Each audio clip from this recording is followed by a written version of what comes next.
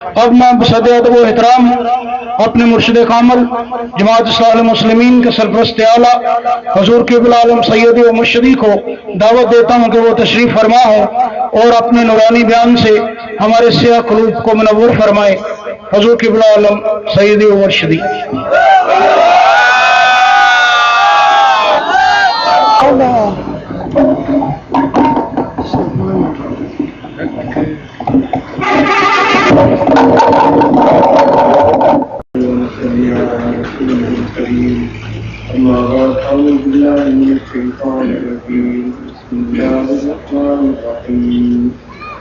يا أيها الذين آمنوا إذا لقيتم فئة فاثبتوا واذكروا الله كثيرا لعلكم تفلحون۔ آمنت بالله صدق الله مولانا العظيم۔ وقال الله تبارك وتعالى في شان حبيبه بسم الله الرحمن الرحيم إن الله وملائكته يصلون على النبي يا أيها الذين آمنوا صلوا عليه وسلموا تسليما۔ اللهم صل على سيدنا ومولانا محمد وعلى آله وأصحابه أجمعين۔ معزز سامعین اکرام، آیت کریمہ تلاوت کرنے کا شرف حاصل کیا ہے۔ اس سے پہلے آپ ہمارے دوست مولانا صاحب کے زبانی تقریر اور وائس سماعت فرما چکے ہیں۔ ضرورت نہیں تھی کوئی مزید گفتگو اور تقریر کی جائے۔ دوستوں کی محبت کے پیش نظر چند باتیں عرض کی جائیں گی، ورنہ تو ایک سامع کی حیثیت میں بیٹھ کر سننا ہی زیادہ بہتر اور زیادہ پسندیدہ کام ہے سنانے کے مقابلے میں۔ سنانا بظاہر ایک آسان کام ہے جس کو ہم آج بہت پسند کرتے ہیں۔ جس کسی کو اگر کچھ چند لوگ سننے کے لیے مل جائیں تو اس سے خوب محظوظ ہوتا ہے اور اپنے گفتگو کے انداز اور اطوار سے اوروں کو متاثر کرنے کی کوشش کرتا ہے۔ ہو سکتا ہے کہ سننے والے مطمئن بھی ہو جائیں، متاثر بھی ہو جائیں اور اس کو کچھ فائدہ بھی مل جائے، شہرت کی صورت میں، دولت کی صورت میں یا کسی اور صورت میں، لیکن یہ سب دنیا کی زندگی کی، دنیاوی زندگی کی باتیں ہیں۔ ہم مسلمان ہونے کی حیثیت میں، اہل ایمان ہونے کی حیثیت میں صرف دنیا کی زندگی پر نظر نہ رکھیں اور نہ رکھنی چاہیے۔ ہمیں جو کام یہاں کرتے ہیں، جو لفظ ہم یہاں بولتے ہیں، جو افعال ہم سے سرزد ہوتے ہیں، اس کا نتیجہ صرف دنیا میں ہی نہیں دیکھنا چاہیے، بلکہ ہمیں آخرت کو بھی مد نظر رکھنا چاہیے کہ یہ کام جو میں نے یہاں کیا ہے یا یہ لفظ جو میں نے یہاں بولا ہے، اس کا نتیجہ دنیا میں تو ٹھیک مل رہا ہے، عزت کی صورت میں، شہرت کی صورت میں، دولت کی صورت میں، لیکن آخرت میں اس کا عوض، اس کا نتیجہ مجھے کیا کچھ مل سکتا ہے؟ یہ بات اگر سوچی جائے تو واللہ باللہ پھر تو بولنا نہیں چاہیے، زبان کو بند رکھنا ہی چاہیے۔ کیا ہم اور آپ کو معلوم نہیں ہے کہ قرآن مجید میں اللہ تبارک و تعالیٰ فرماتا ہے کہ جب بھی تم میں سے کوئی ایک لفظ زبان سے نکالتا ہے تو اس لفظ کو، یا کوئی کام وہ کرتا ہے، اس لفظ کو قلم بند کرنے والے، اس کام کو محفوظ کرنے والے تحریری صورت میں میرے 2 فرشتے مقرر کر رکھے ہیں ہر ایک انسان کے اوپر۔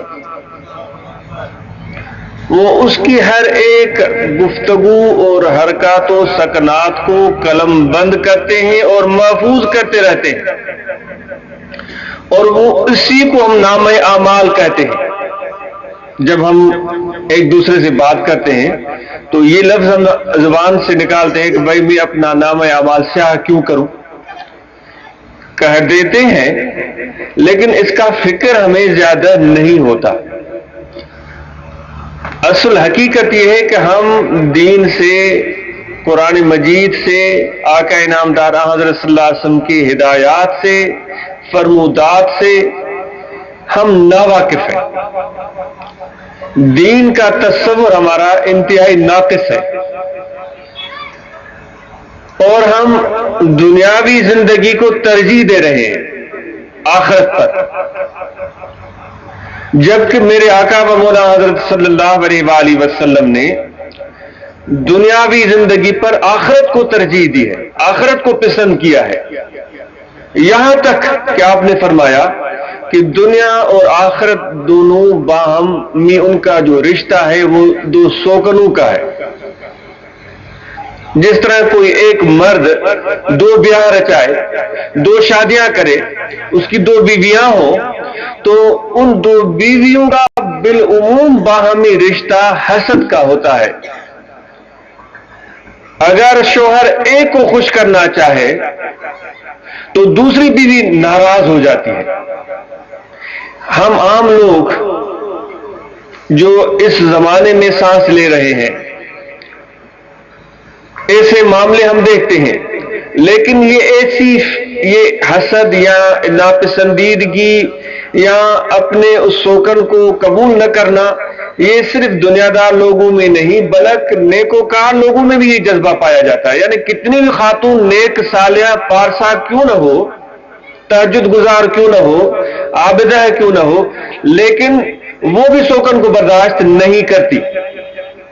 زبان سے لاکھ بار کہہ دے شوہر کے سامنے کہ میں خوش ہوں، لیکن دل سے وہ کبھی بھی اس پر راضی نہیں ہو، کیونکہ پیار میں وہ تقسیم چاہے گی نہیں. تو آقا انعامدار حضرت صلی اللہ علیہ وسلم نے دنیا اور آخرت کو جو دو سوکنوں سے تشبیہ دی ہے، وہ ایسی فطرتی اور ایسی مکمل تشبیہ ہے جس سے ہم سب دنیا اور آخرت کا باہمی رشتہ اچھی طرح سمجھ سکتے ہیں. آپ نے فرمایا اگر تم ایک بیوی کو راضی کرتے ہو، دوسری بیوی ناراض ہو جاتی ہے.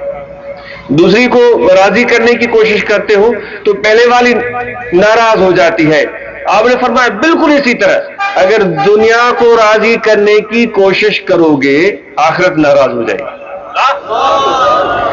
آخرت کو پانا چاہو گے، دنیا میں نقصان اٹھانا پڑے گا. اب ہم جس طرح زندگی بسر کر رہے ہیں اس سے تو یہ نظر آتا ہے کہ ہم نے آخرت کو ناراض کر ہی دیا ہے. اب سوچنا یہ کہ اس کا خمیازہ ہمیں کیا بھگتنا پڑے گا، نتیجہ کیا اس پر مرتب ہوگا. کیا ہم مریں گے نہیں؟ کوئی ایسا سرٹیفکیٹ ہمیں مل گیا ہے کہ ہم ہمیشہ زندہ رہیں گے؟ کیا ہم قبر میں نہیں جائیں گے؟ کیا قبر میں جانے کے بعد ایک لمبا عرصہ، طویل عرصہ، ہمارے حضرت تقریر میں اکثر فرماتے تھے کہ یہ بیدار ہونے کا وقت ہے، یہ جاگنے کا وقت ہے. جاگو، جو کچھ کرنا چاہتے ہو کر لو، نیند سے دوستی مت رکھو. سونے کا وقت قبر میں تمہیں بہت ملے گا. لمبے عرصے تک تم سوئے رہو گے اور کوئی کام وہاں نہیں ہوگا. اگر کوئی وہاں جا کر یہ سوچے قبر میں جا کر میں نمازیں پڑھوں گا، قبر میں جا کر میں تلاوت کروں گا، قبر میں جا کر میں روزے رکھوں گا، قبر میں جا کر یہ میں کام کروں گا، اگر وہ کام اللہ تعالیٰ کی طرف سے اس کو نصیب بھی ہو جائے تو اس کا فائدہ، اس کا ثواب اس کو نہیں ملے گا. کیونکہ جو یہ دنیا ہے یہی عمل کرنے کا مقام ہے. یہاں جو بھی عمل کرے گا، جو کوئی بھی انسان، اس کا اچھا یا برا نتیجہ اس کو ضرور آخرت میں ملے گا. تو میں یہ عرض کر رہا تھا کہ آقا انعامدار حضرت صلی اللہ علیہ وآلہ وسلم نے ہمیشہ آخرت کو ترجیح دی. مجھے واقعہ یاد آتا ہے، مدینہ عالیہ میں جب بھی آپ تشریف لے گئے ہوں گے، جنت البقیع کی ضرور زیارت کی ہوگی. یہ میرے آقا کی سنت ہے کہ قبرستان میں جاتے ہیں. ہم تو شب برات میں ایک ایسا موقع ہوتا ہے کہ جب سب لوگ جاتے ہیں وہاں جا کر واپس آ جاتے ہیں، پھر وہ یاد بھی نہیں کرتے. لیکن آقا انعامدار حضرت صلی اللہ علیہ وسلم ہفتے میں ایک دن پسند فرماتے تھے کہ قبرستان میں جائیں اور وہاں جا کر ان لوگوں کے لیے دعا کریں. اس لیے بھی جاتے تھے، اور ام المومنین عائشہ صدیقہ رضی اللہ تعالیٰ عنہ کی روایت کے مطابق خدا کو یاد کرنے کے لیے وہاں جاتے تھے، اللہ کو راضی کرنے کے لیے وہاں جاتے تھے، اپنے لیے دعائیں مانگنے کے لیے بھی وہاں جاتے تھے. آپ پر ایسے لمحے بھی گزرے کہ رقت کی وجہ سے آپ کی آنکھوں سے آنسو رواں رہتے تھے. آپ پر ایسے لمحے بھی گزرے میرے آقا و مولا حضرت صلی اللہ علیہ وآلہ وسلم پر کہ اتنی طویل نماز ادا فرمائی کہ آپ کے پاؤں مبارک پر سوجن آ گئی. ایسے سجدے بھی آپ نے کیے کہ سجدے میں جانے کے بعد اتنا لمبا عرصہ اللہ کو گڑ گڑاتے رہے اور دعائیں مانگتے رہے کہ صبح کی اذان کا وقت ہو گیا. یہ سب کیفیت میرے آقا و مولا حضرت صلی اللہ علیہ وسلم کی تھی. تو جنت البقیہ میں آپ گئے ہوں گے تو وہاں آپ نے حضرت عثمان ابن مظعون کی قبر کی بھی زیارت کی ہوگی. انہی صحابی کے حوالے سے ایک واقعہ میرے ذہن میں آ رہا ہے. جنگ احد ہے یا جنگ بدر ہے، کوئی ایسا معرکہ ہے، مجھے اس معرکے کا نام یاد نہیں. اس جنگ میں داد شجاعت دیتے ہوئے یہ صحابی رسول شہید ہو گئے غالباً. تو آقا انعامدار حضرت صلی اللہ علیہ وسلم پر اس قدر اللہ تبارک و تعالیٰ کی عظمت اور کبریائی کا پرزور رہتا تھا کہ جنگ کے میدان میں جاتے ہوئے بھی جب کسی چڑھائی پر چڑھتے تو اللہ اکبر کی صدائیں بلند کرتے تھے. فتح مند ہونے کے بعد بھی اللہ اکبر کی صدائیں بلند کرتے تھے. یہ نہیں کہتے تھے کہ ہم نے یہ میدان مار دیا، ہم نے وہ کر دیا. جس طرح ہم کسی مخالف کو پچھاڑتے ہیں تو پھر فائرنگ بھی کرتے ہیں اور خوب دینگا مشتی مچاتے ہیں اور ناچتے ہیں، پتہ نہیں کیا کچھ کرتے ہیں، جیسے ہم فاتح عالم بن گئے. یہ میرے آقا کا طریقہ نہیں تھا. انکسار، عاجزی، نفی، فتح مند ہونے کے بعد بھی اللہ کے گن گاتے تھے. کبھی بھی بڑا بول آپ نے اپنی زبان سے نہیں فرمایا. تو جب آپ نے ان شہداء کو دیکھتے ہوئے گزرتے جا رہے تھے، وہ مسلمان جنہوں نے دین کی سربلندی کے لیے اپنی جانیں قربان کر دی تھی، شہید ہو گئے تھے. وہ ان کے جسد اطہر سے کو دیکھتے ہوئے، ان کے اجسام کو دیکھتے ہوئے آپ گزرتے چلے جا رہے تھے. اپنے پیاروں کو دیکھ رہے تھے، ان کی قربانی کو یاد کر رہے تھے، ان کی محبتوں کو یاد کر رہے تھے، اور آپ کی آنکھوں سے آنسو روا تھے. پیاروں سے محبت ہوتی ہے، اور ایسے جانسار جنہوں نے اپنا تن، من، دن، بیوی، بچے، اولاد سب کچھ قربان کر دی اور کبھی بھی کوئی عوض یا اجر طلب نہیں کیا، صرف حضور کی رضا. تو ایک خاتون جو حضرت عثمان کی رشتہ دار تھی وہ بھی وہیں کھڑی تھی. وہ اس صحابی رسول کو دیکھ کر کہہ رہی تھی کہ اے عثمان، اللہ کی قسم تو کامیاب ہو گئے. آپ بھی وہاں پہنچے. سوچنے کا مقام ہے. کس کے ساتھ اس صحابی نے جنگ لڑی ہے؟ اللہ کے رسول کے ساتھ. کس لیے لڑی ہے؟ دین کی سربلندی کے لیے. جان قربان کر دی. اس سے بڑھ کر کوئی قربانی نہیں ہو سکتی. ہم جیسے آدمی تو ایسے مرحلے سے بھاگ جائے کہ بھائی یہاں تو جان کی قربانی، ہم تو چوری کھانے والے مجنو ہیں. وہ صحابہ کا ایمان تھا، ان کا عشق تھا، ان کی محبت تھی. تو وہ خاتون ان کے جسم اطہر پر کھڑے ہو کر کہا، عثمان، اللہ کی قسم تو کامیاب ہو گیا. آپ وہاں پہنچے. آپ نے فرمایا، اے خاتون، تجھے کیسے پتہ چلا کہ یہ کامیاب ہو گیا؟ سوچنے کی بات ہے. آپ نے فرمایا، اللہ کے رسول، آپ کے ساتھ اس نے جہاد کیا ہے، اللہ کی رضا کے لیے اس نے جان قربان کر دی ہے اور یہ شہادت کے مقام پر فائز ہو گیا ہے. تو کیا یہ کامیاب نہیں ہوا؟ آپ رسول اللہ صلی اللہ علیہ وسلم کی آنکھوں میں آنسو آ گئے. آپ کے آنسو بہہ نکلے اور فرمایا کہ ہو سکتا ہے تم صحیح ہو. میں بھی اس کے بارے میں یہی دعا کرتا ہوں، لیکن میں کیا کروں؟ میں نبی ہوتے ہوئے بھی اپنے بارے میں نہیں جانتا کہ میرے ساتھ حشر میں کیا ہو. اس قدر اللہ تعالیٰ کی خوف اور خشیت کا غلبہ. کہ میں نبی ہونے کے ساتھ باوجود میں یہ نہیں جانتا کہ آخر میں میرے ساتھ کیا ہوگا. تو میں وہی بات آپ سے عرض کر رہا تھا کہ اس دنیا میں سانس لیتے ہوئے ہم نے دنیا کو پسند کر لیا, آخرت کو ناراض کر دیا. حضرت صلی اللہ علیہ وآلہ وسلم نے دنیا کو پسند نہیں فرمایا, آخرت کو ترجیح دی, اور صحابہ کو بھی یہ بات سکھائی.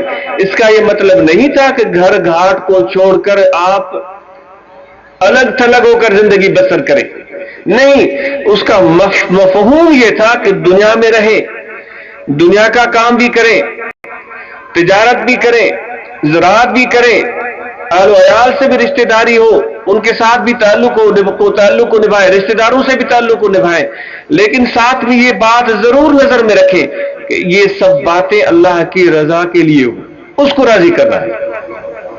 بہت بڑا فرق آ جاتا ہے. آپ کہیں گے کہ ہم بھی ایسے ہی کر رہے ہیں, لیکن بہت بڑا فرق آ جاتا ہے کہ ایک شخص تعلقات کو نبھا رہا ہے, تجارت کر رہا ہے, محنت کر رہا ہے, جہاد کر رہا ہے اللہ کی رضا کے لیے, اور دوسرا شخص کر رہا ہے اپنے نفس کے لیے. جو شخص اپنے نفس کے لیے کر رہا ہے وہ شخص ہمیشہ اپنی اولاد سے اس لیے محبت کرے گا کہ یہ میرا بیٹا ہے, اپنی دولت سے اس لیے محبت کرے گا کہ یہ میری دولت ہے, اور باقی جتنے بھی لوگ اس کے ارد گرد ہوں گے ان سے تعلق رکھے گا تو اپنے مفاد کے مطابق, ہاں چلو اس سے 2 پیسے کا فائدہ ملے گا, اس سے ہاتھ ملا لیتے ہیں, اس کو چودھری کہہ دیتے ہیں, اس کی عزت کر لیتے ہیں. لیکن جو شخص اللہ کی رضا کو چاہتا ہے وہ اپنے اولاد سے محبت کرے گا اللہ کی رضا کے لیے. اس کا نتیجہ کیا نکلے گا کہ ان کی اولاد کے اندر بھی خوف خدا پیدا ہوگا, اس کی اولاد کے اندر بھی اللہ کی محبت پیدا ہوگی ان کی دلوں میں, وہ بھی ایک اچھے انسان بن کر تیار ہوں گے, وہ بھی خائف خدا بن کر تیار ہوں گے. اور جو نفس پرست انسان ہے اس کے بچوں میں وہ صلاحیت, یہ کیفیت, یہ اچھی باتیں پیدا نہیں ہوں گی. وہ جس طرح باغ جھگڑالو, ڈنڈا اٹھانے والا, لڑنے مرنے کے لیے تیار, حلال حرام کی تمیز اس کو نہیں ہے, جائز ناجائز کی اس کو پرواہ نہیں ہے, وہ کہتا ہے سب سے بڑا مفتی بھی میں ہوں, مولوی بھی ہوں, جو بیچ کرتا ہوں وہ سب کچھ صحیح ہے. پھر اس کا حشر بھی وہی ہوتا ہے کہ جس کج راستے پر, ٹیڑھے راستے پر یہ خود چلا ہے, اولاد بھی اسی راستے پر چلے گی, اور وہ آخرت میں جواب دہ وہی بڑا ہوگا, چودھری ہو, وڈیرا ہو, زمیندار ہو, پیر ہو, فقیر ہو, مولوی ہو, وہی جواب دہ ہوگا. میرے حضرت فرماتے تھے کھائے گلو کٹ جے کلو, یعنی کھایا پیا سب پورے خاندان میں, لیکن کل سزا اور جو ٹھکائی ہوگی وہ اس کی ہوگی جس نے یہ راستہ بنایا اور سب اپنے اولاد کو بھی حرام کھلایا یا غلط کام پر لگا دیا, تو سب سے زیادہ ٹھکائی اس بڑے کی ہوگی. اس لیے تو میرے آقا انعامدار حضرت صلی اللہ علیہ وسلم فرمایا کلکم راعٍ ومسئول عن رعیتی, تم میں سے ہر ایک چرواہا ہے, اپنے ریوڑ کا سنبھالنے والا ہے, اور اس سے اپنے ریوڑ کے متعلق سوال پوچھا جائے گا. تو میرے دوستو, اس دنیا میں رہتے ہوئے ہمیں آخرت کیوں اپنے نظروں سے اوجھل نہیں ہونے دینا ہے, اس کا خیال دل میں رکھنا ہے, اس کا احساس دل میں رکھنا ہے. ایسا شخص اگر کبھی غلطی بھی کرے گا تو اس کو شرمساری بھی ہوگی, لوٹ کر اس شخص کے پاس جائے گا جس کا حق کھایا ہوگا, جس کو ایذا پہنچائی ہوگی یا جس کی تکلیف پہنچائی ہوگی, اس کو واپس بھی کر دے گا, اس سے معافی بھی طلب کر لے گا. لیکن جس شخص کے آنکھوں سے آخرت بالکل اوجھل ہو چکی ہے اس کو یہ کبھی بھی توفیق نہیں ملے گی. جس شخص نے اللہ کی رضا کی حاصل کرنے کا ارادہ ہی نہیں کیا ہے, وہ اپنے نفس کو خوش کرنا چاہتا ہے, اس کو یہ توفیق نہیں ملتی. ایسے لوگ بھی میں نے اپنی آنکھوں سے دیکھے. ایک یا مولا مصطفیٰ صاحب بزدار بیٹھے ہوئے ہیں, یہ آج بھی ان کے والد صاحب جاتے تھے مالماڑی کے علاقے میں, وہاں قوم پرست لوگ رہتے تھے. سندھیوں میں یہ جنون بعض لوگوں میں یہ رہتا ہے قوم پرستی, اور اتنے وہ اس میں بڑھ جاتے ہیں کہ وہ دین اسلام سے نعوذ باللہ متنفر ہو جاتے ہیں, قرآن مجید سے متنفر ہو جاتے ہیں. وہ ایسے ہی نوجوان تھے, کالج میں یونیورسٹی میں پڑھنے والے. وہ کہتا تھا کہ ہم اپنے قوم پرست نوجوانوں کا اجتماع کرتے تھے, اور میں یہ کرتا تھا کہ مرغیاں چراتا تھا پڑوس والوں کی, کبھی کسی کی کبھی کسی کی, اور وہ اپنے ان قوم پرست کامریڈوں کو جو آتے تھے, وہ بھی یونیورسٹی کالج میں پڑھنے والے, ان کو کھلاتا تھا. اور بھی بہت ساری باتیں اس نے بتائی، ابھی وہ موجود ہے، آپ مل سکتے ہیں، حضور علی نام ہے اور کافی ویسے دوست ہیں ان کے نام ہے، آپ مل سکتے ہیں۔ تو وہ کہتا ہے جب میں نے ذکر کمایا، جب میں فقیروں کے ساتھ رہا، جب میں نے جماعت کے ساتھ اٹھنا بیٹھنا شروع کیا، اللہ کا ذکر کیا، صحبت اختیار کی، تو میرے دل میں ایسی خشیت پیدا ہوئی، وہ سب نام میرے ذہن میں آ گئے کہ فلاں کی مرغی میں نے چرائی تھی، فلاں کی مرغی میں نے چرائی تھی، فلاں کی بکری میں نے چرائی تھی۔ ان سب لوگوں کو میں دروازے پر کھٹکھٹا کر وہ پیسے دے کر آیا۔ 2 سال، 3 سال، 8 سال گزر گئے تھے، ہکے بکے رہ گئے کہ بھائی ایسا منظر ہم نے پہلے کبھی نہیں دیکھا، ہمیں تو یاد بھی نہیں ہے کہ تو نے ہم نے کہا ہماری کبھی مرغی چرائی تھی یا ہماری بکری لے گیا تھا۔ تو ان کے دروازوں پر جا کر ان کو پیسے دے کر آئے۔ یہ کوئی مذاق ہے؟ یہ کوئی معمولی بات؟ یہ اللہ کی عنایت ہے، یہ آخرت کا فکر ہے، یہ آخرت پر یقین ہے، یہ قبر و قیامت پر یقین ہے، جس سے ہمارے دل بالکل ہی خالی ہے۔ تو میرے دوستو، اگر ہم اور آپ بھی چاہتے ہیں کہ ایسا خوف ہمارے دل میں پیدا ہو تو یہ ذکر ہے، یہ ذکر خدا بندی ہے، یہ پیغام ہے ہمارے مشائخ کا۔ جو ابھی دوست تعریفیں کر رہے تھے، حقیقت یہ ہے کہ میرے لیے شرمساری کا مقام تھا، یہ منقبت پڑھ رہے تھے، ایک معمول چل پڑا ہے، دوست کرتے ہیں۔ بہت سارے لوگوں کو میری طرح پیر کرنے کا بھی بڑا شوق رہا ہے، میں پیر کہا جائے مجھے، لیکن کبھی سوچا ہے پیر کی معنی کیا ہے؟ ہم بڑے خوش ہوتے ہیں، فلاں پیر فلاں پیر فلاں، پیر کی معنی ہے بڈھا۔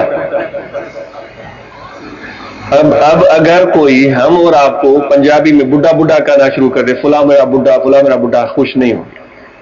سچی بات ہے، کسی بھی آپ فارسی دان سے پوچھے جس کو فارسی لغت سے واقفیت ہو، پیر کی معنی ہے بڈھا۔ کیوں پیر کو پیر کہا جاتا ہے؟ اس لیے کہا جاتا ہے کہ وہ شخص ایسا ہونا چاہیے کہ اپنے نفس پر قابو پالے، اس کی جبلت پر قابو پالے، اس کی سرکشی پر قابو پالے، اس کی خرابیوں پر قابو پالے، اور اس کو اس قدر کمزور بنا دے کہ وہ گناہ پر آمادہ ہی نہ ہو۔ صرف وہ چند محدود گناہ نہیں، جتنے بھی ہیں، جھوٹ بولنا، غیبت کرنا، چوری کرنا، زناکاری کرنا، بدنظری کرنا، جتنے بھی ہیں ان سب پر وہ قابو پالے، یعنی کہ اس قدر اپنے نفس پر قابو پائے، اس کے جبلت کو، اس کی خرابیوں کو اتنا ختم کر دے، اتنا کمزور بنا دے جس طرح ایک بڈھا ہوتا ہے، 80 سالہ بڈھا، ایسا بن جائے، ایسے کو پیر کہا جاتا ہے۔ ورنہ تو پیر وہ نہیں ہے جو کہ صرف نام کا پیر ہو اور اس کا نفس بڑا ہی تگڑا ہو، موٹا ہو، سرکش ہو، بے فرمان ہو، نماز پر، نیکی پر آمادہ نہ ہو، آخرت کو کا اس کو فکر نہ ہو، اس کو پیر تو کہا ہی نہیں جا سکتا۔ ایسا لقب کسی ہر ایک کو نہیں دینا چاہیے۔ میں تو یہی سوچ سکتا ہوں کہ ان سب دوستوں کو میرے نفس کے بارے میں تو پتہ نہیں ہوگا کہ اس کا نفس کس حالت میں ہے، میں ہی جانتا ہوں۔ زیادہ سے زیادہ آپ یہ کہہ سکتے ہیں کہ یہ ان کا حسن ظن ہے، اچھا گمان ہے۔ ایسا اچھا گمان تو کسی کے بارے میں بھی رکھا جا سکتا ہے۔ میں اپنے نفس کو خود جانتا ہوں، مجھے یہ کبھی بھی نہیں سوچنا چاہیے کہ اتنے لوگ مجھے پیر پیر کہہ رہے ہیں کہ واقعی میں ایسا بن گیا۔ اگر میں ایسا سوچوں تو میری بربادی ہوگی، میری تباہی ہوگی۔ آپ کو بھی اس طرح سوچنا چاہیے، سب کو اس طرح سوچنا چاہیے۔ اگر سارے لوگ کسی کو کہہ دیں یہ حاجی حاجی حج پر گیا ہی نہیں، تو کیا وہ حاجی بن جائے گا؟ کبھی بھی نہیں بنے۔ ساری دنیا اس کو حاجی کہے لیکن وہ شرعی نقطہ نظر سے وہ حاجی نہیں بن سکے۔ نماز کوئی پڑھتا نہیں اور ہم کہہ دیں نمازی نمازی نمازی، کیا وہ نمازی بن جائے گا؟ تو کسی کے کہنے سے نہیں بنتا۔ بات یہ ہے کہ اس کا پتہ تو آخرت میں چلے گا۔ وہی بات آ جاتی ہے کہ کون پیر ہے اور کون پیر نہیں ہے، دنیا میں کبھی بھی پتہ نہیں چل رہا ہے، کچھ بھی نہیں۔ یہ باتیں ہوتی رہیں گی، یہ منقبتیں پڑھی جائیں گی، اور یہ آج کے دور میں چل رہی ہے۔ محبت کا اظہار دوست کرتے ہیں، اپنے شوق کا اظہار کرتے ہیں، لیکن پتہ کچھ بھی نہیں ہے کہ کیا واقعی یہ پیر بنا یا نہیں بنا، وہ بڈھا بنا یا نہیں بنا۔ پتہ تو آخرت میں چلے گا جب سارا کچا چٹھا ہاتھ میں ہوگا کہ تو نے یہ بھی کیا، تو نے یہ بھی کیا، تو نے یہ بھی کیا۔ واللہ آقا نامدار حضرت صلی اللہ علیہ وسلم نے فرمایا کہ لوگ دیکھ کر حیران رہ جائیں گے، کیونکہ آخرت میں صفیں الگ ہو جائیں گی، نیکوکاروں کی صفیں الگ ہیں، گنہگاروں کی صفیں الگ ہیں۔ یہاں تو ہم سب مل کر بیٹھے ہوئے ہیں، کسی کو کچھ پتا نہیں ہے کہ کون جنتی ہے کون جہنمی ہے، کون نیکوکار ہے کون بدکار ہے، کسی کو کچھ پتا نہیں، نہ آپ کو میرے بارے میں پتا ہے نہ مجھے آپ کے بارے میں پتا۔ لیکن حضور فرماتے ہیں کہ آخرت میں صفیں الگ کھڑی ہو جائیں گی، دیکھنے والے دیکھ کر دنگ رہ جائیں گے کہ بھائی یہ فلاں شخص بھی گناہگاروں کی صف میں کھڑا ہے، یہ تو بڑا نیکوکار تھا، بڑا پیر تھا، اس کے نعرے لگتے تھے، اس کی شان منقبتیں پڑھی جاتی تھی، یہ گناہگاروں کی صف میں کھڑا ہے۔ کتنی شرمساری ہو، کتنی شرمساری ہو۔ ہمارے شاہ صاحب فرماتے ہیں سو ونیا یم سومرا مجھو میرو منہ تھیو وجن تت پیوم جتے ہلڑ نہ ہے حسن ری۔ بٹائی صاحب رحمۃ اللہ علیہ فرماتے ہیں اے میرے پیارے پروردگار، میں نے اپنا حسن و جمال کھو دیا ہے اور میرا منہ جو ہے میلا ہو چکا ہے، اور مجھے جانا وہاں پڑ رہا ہے، جانا وہاں پڑ رہا ہے جہاں حسن کے بغیر آدمی چل نہیں سکتا، وہاں حسن والے ہی چل سکیں گے۔ بھائی ہم تو اپنا حسن کھو ہی چکے ہیں، ہمارا تو منہ میلا ہو چکا ہے۔ دعا کریں جو چند دن زندگی کے باقی بچے ہیں ان میں ہی کچھ بچت ہو جائے۔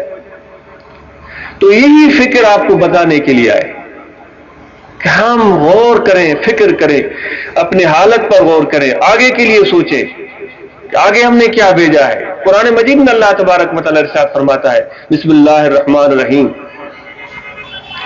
وَلْتَنْظُرْ نَفْسٌ مَّا قَدَّمَتْ لِغَدٍ، ہر ایک نفس کو سوچ لینا چاہیے کہ آگے اس نے کیا بھیجا۔ جو میں نے آیت کریمہ تلاوت کی ہے اس میں اللہ تبارک و تعالی نے میرے آقا نامدار حضرت صلی اللہ علیہ وآلہ وسلم کو کامیابی کا درس دیا، کامرانی اور ترقی کیسے حاصل ہو۔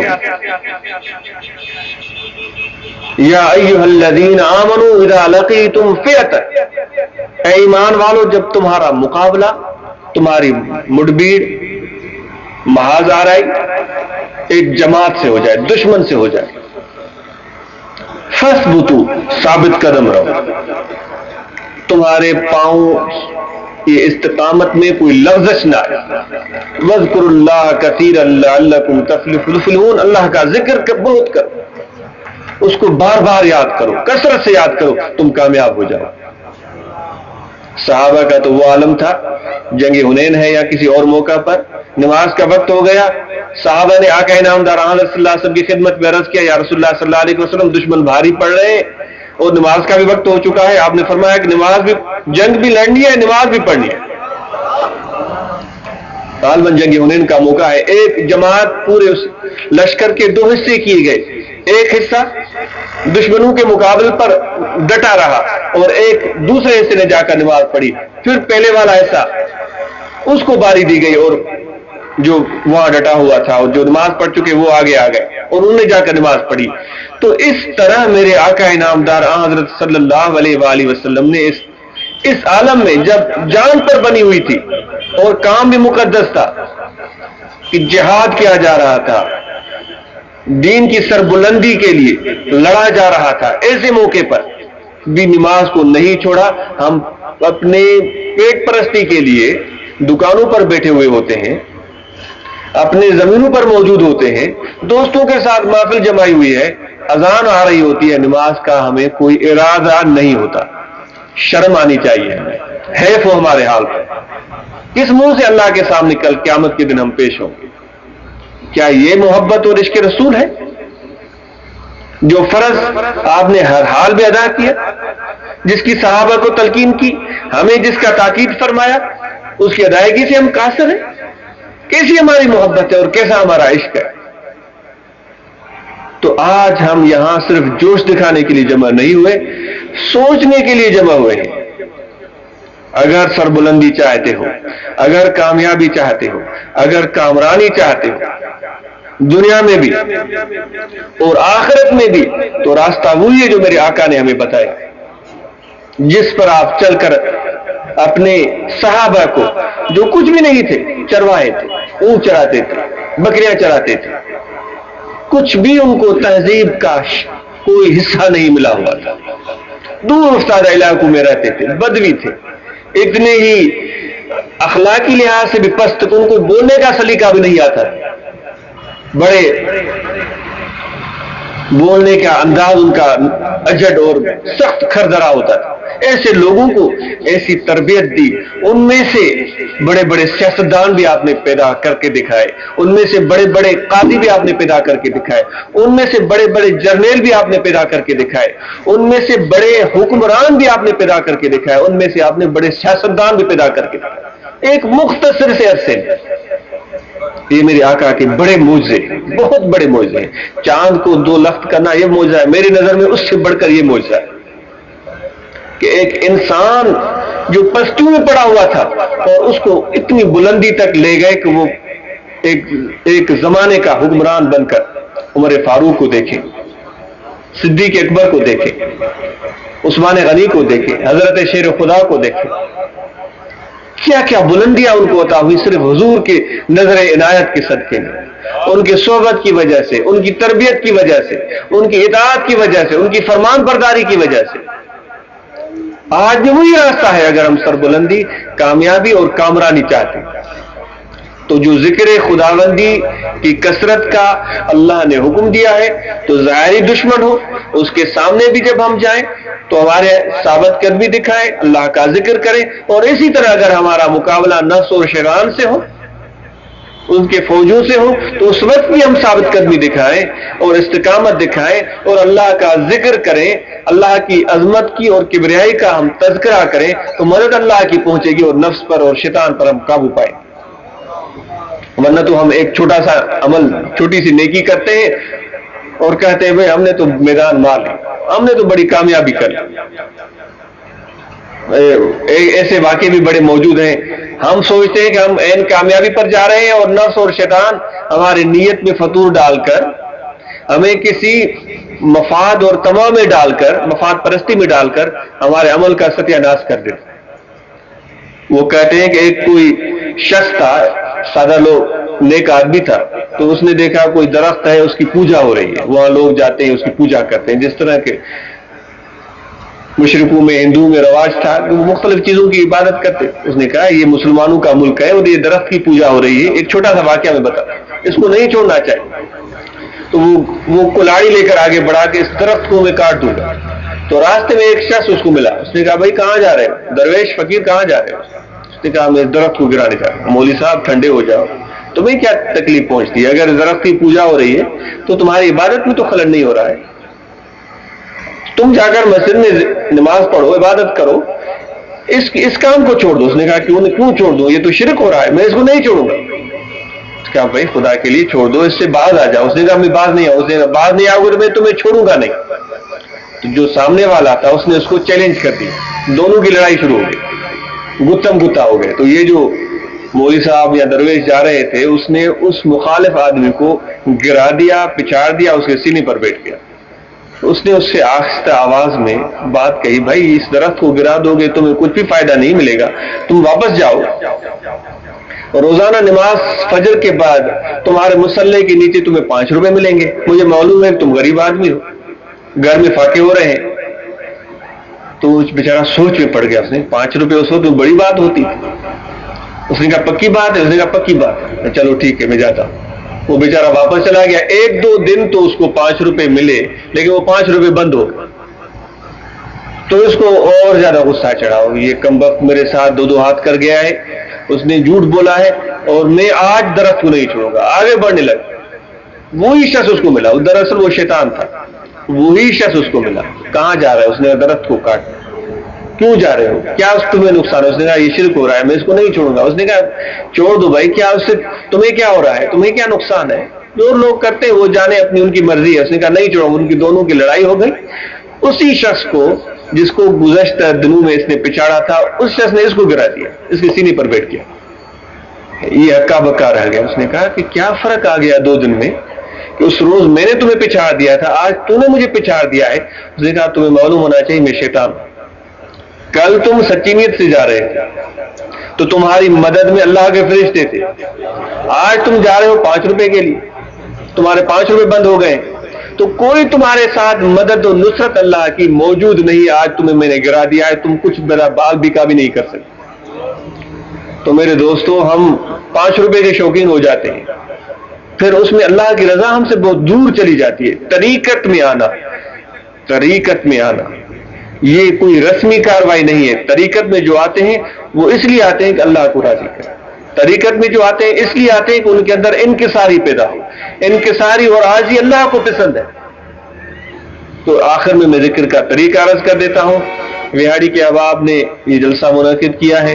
بڑے جوش والے دوست ہیں, بڑے محبت والے ہیں. اللہ تعالیٰ ان کے اندر استقامت بھی پیدا کریں. یہ پیغام جو ان کو دیا گیا ہے اس کو بھی ہم اور آپ سب سمجھنے کی کوشش کریں, اس پیغام کو آگے بڑھانے کی کوشش کریں. یہ ہمارے طریقے کا ایک رنگ ہے. اسی رنگ کو لے کر آپ آگے چلیں. الحمدللہ اور بزرگوں کے اپنے طریقے ہیں. اللہ تعالیٰ ان کو بڑھائے, ان کو خوش رکھے, ان کو آباد رکھے. یہ ہمارے پیر کا طریقہ ہے. اسی کو ہم بتانے کے لیے آئے ہیں. کوئی خوش ہو یا ناراض ہو اس سے ہمیں کوئی سروکار نہیں. گناہگار ہیں بہت زیادہ, لیکن تمنا صرف یہ لے کر آئے کہ اللہ ہم پر راضی ہو جائے, حضور نبی کریم صلی اللہ علیہ وسلم کی ذات راضی ہو جائے. ہمیں شاباش, آفرین, تحسین کی کوئی ضرورت نہیں. تو اسی رنگ کو لے کر آگے چلیں. انشاءاللہ تائید بھی ملے گی, نصرت بھی ملے گی اور کامیابی ملے گی. استقامت چاہیے. طریقہ ذکر کا عرض کر دوں. بائیں جانب قلب انسانی ہے, یہاں دل ہے. اس دل میں ذکر اسم ذات کا خیال رکھیں. کھڑے بیٹھے لیٹے سوئے جاگے, وضو ہو یا نہ ہو, سانس آتا جاتا رہے, زبان تالو کے ساتھ چسپان رہے, توجہ دل میں رہے بائیں جانب. یہ قلبی ذکر ہے کہ دل آپ کا پکار رہا ہے اللہ اللہ اللہ اللہ اللہ اللہ. یہ مشق شروع کر دیں دل میں. گھر میں ہیں, شہر میں ہیں, بازار میں ہیں, روڈ پہ ہیں, رستے میں ہیں, زراعت کا کام کر رہے ہیں, تجارت کا کام کر رہے ہیں. توجہ آپ کا دل میں ہو, خیال آپ کا دل میں ہو, سانس آتا جاتا رہے کہ دل پکارا ہے اللہ اللہ اللہ اللہ اللہ. زبانی ذکر زبان سے ہوتا ہے, اس سے آپ کو منع نہیں ہے, بے شک کریں, لیکن یہ نقشبندی سلسلے کا ذکر ہے, یہ دل سے ہوگا. یہ دل کی طرف توجہ فرمائے. یہ دل کی تار جو ہے یہ چلنا شروع کر دے. دل میں بے شمار گفتگو اور کلام کا سلسلہ لمبے سے لمبا چلتا رہتا ہے, ختم ہونے کا نام ہی نہیں لیتا. ہمارے مشائخ فرماتے ہیں کہ چند لمحے اگر دل کو یکسو کرنے کی کوشش کریں اور اس دل کو ایک ہی سبق ان چند لمحوں میں شروع کروائیں اور اس سے کروائیں اللہ اللہ اللہ اللہ اللہ, آہستہ آہستہ انشاءاللہ آپ محسوس کریں گے کہ یہ دل کی عادت بنتی چلی جا رہی ہے. پھر یہ دل اللہ کے ذکر میں مشغول ہونا شروع کر دے گا. اس دل سے دنیا کی محبت رخصت ہو جائے گی. اس دل سے طمع ختم ہو جائے گی, حسد ختم ہو جائے گا, رحمت الہی کا نزول ہوگا. اور کسی چیز کی طلب بھی نہ رکھیں. میں ذکر کروں گا تو اس بندے کی طرح کہ 5 روپے ملیں گے, ایسی کوئی بات نہیں ہے. اللہ تعالیٰ عطا فرماتا ہے جو کچھ بھی ہے ہمارے پاس اللہ کی طرف سے, لیکن اس سے تمنا یہ رکھیں کہ اللہ راضی ہو جائے, اس کا قرب ہمیں مل جائے, اس کی خوشنودی ہمیں حاصل ہو جائے. برکتیں سب ملیں گی, لیکن جستجو اس چیز کی ہونی چاہیے. تو انشاءاللہ آپ محسوس کریں گے تو اللہ بھی عرش عظیم پر آپ کو یاد کر رہا ہے. آپ محسوس کریں گے اس فرق پر. حضرت ثابت البنانی رحمۃ اللہ علیہ کا واقعہ احیاء العلوم میں امام غزالی نقل فرماتے ہیں کہ وہ اپنے دوستوں کو کہتے تھے کہ اللہ عرش پر مجھے یاد کرتا ہے, مجھے فرش پر پتہ چل جاتا ہے. لوگوں نے کہا حضور کیسے؟ انہوں نے کہا بڑی آسان بات ہے, اللہ نے وعدہ کیا ہے فاذکرونی اذکرکم, مجھے یاد کرو گے میں تمہیں یاد کروں گا. جیسے ہی میں یہاں ذکر اللہ کا شروع کرتا ہوں تو مجھے پکا یقین ہوتا ہے اللہ مجھے عرش پر یاد کر رہا ہے. یہ وہ اللہ کے بندے ہیں جو تقریر واعظ سے تو دلچسپی نہیں رکھتے تھے, اپنے دوست کو راضی کرنے سے دلچسپی رکھتے تھے. ورنہ تو آج تقریریں اور واعظ ہمارے وہ قصے کہانیاں ہو گئی ہیں, بڑے افسانے ہو گئے ہیں, بڑے اس میں انداز نئے آ گئے ہیں, اور حقیقت جو چاہیے ہدایت کی صورت میں وہ ہمیں میسر نہیں آتی. حضرت شیر خدا یا علوم میں ہی امام غزالی فرماتے ہیں اپنے خلافت کے دور میں بصرے میں شاید تشریف لائے تو ایسے بے شمار مقرر تقریر کرنے والے پیدا ہو گئے تھے جن کو امام غزالی قاص سے یاد کرتے ہیں, قاص یعنی قصہ گو. تو شیر خدا رضی اللہ تعالیٰ نے بڑا ڈنڈا اٹھایا اور مسجدوں میں گئے, جو بھی اس طرح کے لوگ تھے ان کو مسجد سے نکال باہر کیا. یہاں علوم کی میں بات عرض کر رہا ہوں، آپ خود دیکھ سکتے ہیں، میں بھی آپ کو دکھا سکتا ہوں. حضرت شیر خدا نے ان لوگوں کی اس گفتگو کو پسند نہیں کیا. ایک اور صحابی کا میں واقعہ آپ کو بتاؤں. صحابی اس وقت حیات تھے، وہ ایک جمعے کی نماز میں شامل ہونے کے لیے گئے. کیسی حق گو تھے. ہم تو منافق ہیں، اللہ ہمیں نفاق سے بچائے، ہم تو حق گوئی کرتے ہی نہیں ہیں. تو وہ جب مسجد میں گئے، وہاں باہر بیٹھ گئے تو وہ تقریر سن رہے. وہ صحابی رسول ہے، اندر وائز تقریر کر رہا ہے، وہ ایسے ہی کسی کہانیاں بیان کر رہا ہے. تو اس صحابی کو، صحابی رسول بڑے حق گو تھے، اس کو بڑی پریشانی. اٹھے، اس صفوں سے اوپر پھلانگتے ہوئے سیدھے اس خطیب کے آگے کھڑے ہوئے، اپنی قمیص مبارک اتاری اور اپنے جو بغل ہے اس کے بال نوچنے شروع کر دیے. تو خطیب گڑبڑا گیا، سب لوگ جو ہے پریشان ہو گئے اور وہ متوجہ ہو گئے ان کی طرف. خطیب نے کہا کہ حضور یہ مسجد میں آپ کیا کر رہے ہیں؟ اس نے کہا میں کیا کر رہا ہوں، تم بتاؤ تم کیا کر رہے ہیں.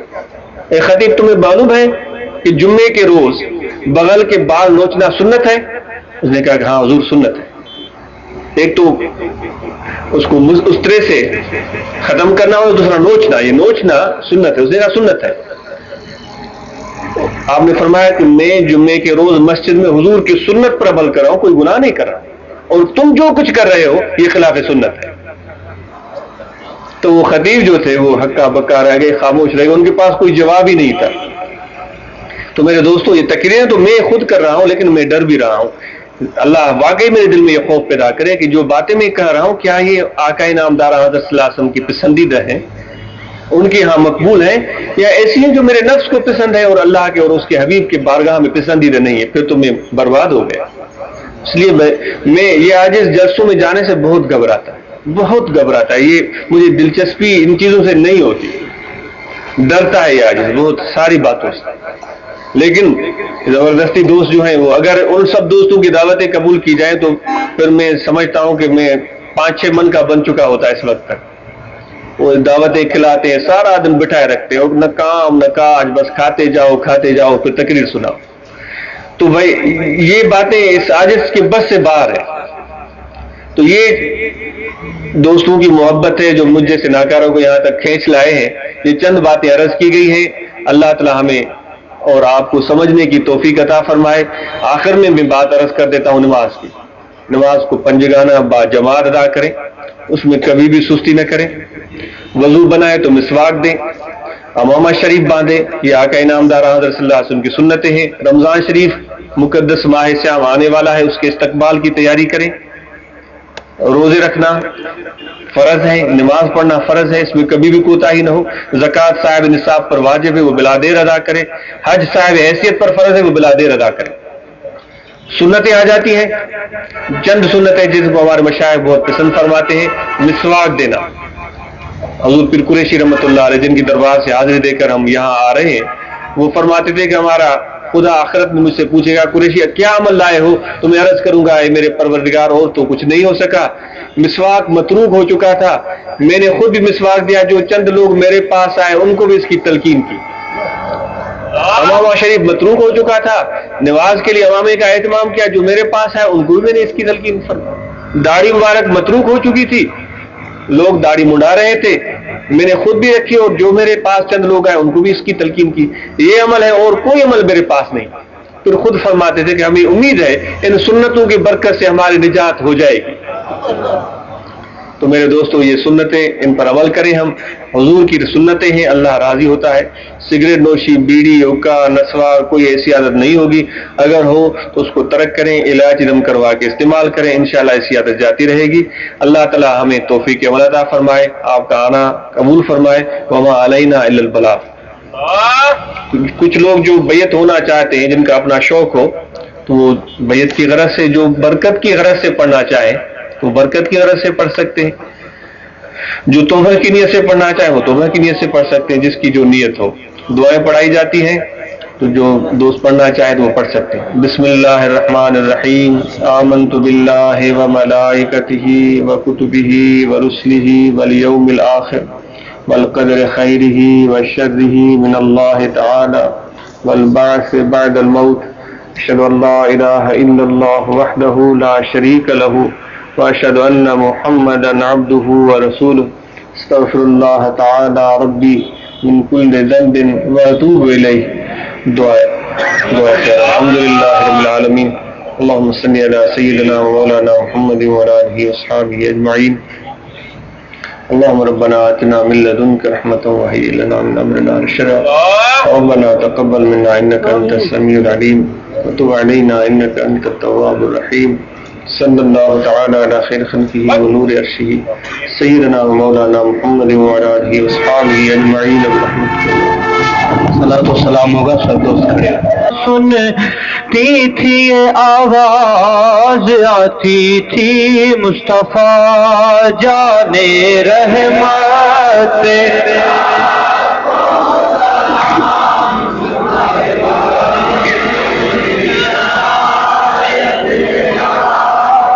سلام شمع بز میں ہدایت پھیلا ہو سلام جن کے آنے سے سارا جہاں سج گیا. جن کے آنے سے سارا جہاں سج گیا. جن کے آنے سے سارا جہاں سج گیا. ان کی اولاد نعت پیدا ہو سلام مصطفیٰ جانے رحمت. لاکھوں سلام شمع بز میں ہدایت پیدا ہو سلام شمع بز میں ہدایت پیدا ہو سلام جن کے ٹکڑوں پہ پلتا ہے سارا جہاں. جن کے ٹکڑوں پہ پلتا ہے سارا جہاں. جن کے ٹکڑوں پہ پلتا ہے سارا جہاں. اس سبے کے سخاوت پہ لاکھوں سلام مصطفیٰ.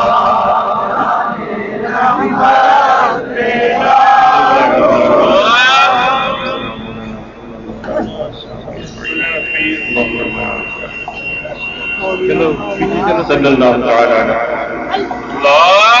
محمد وعلی آلہ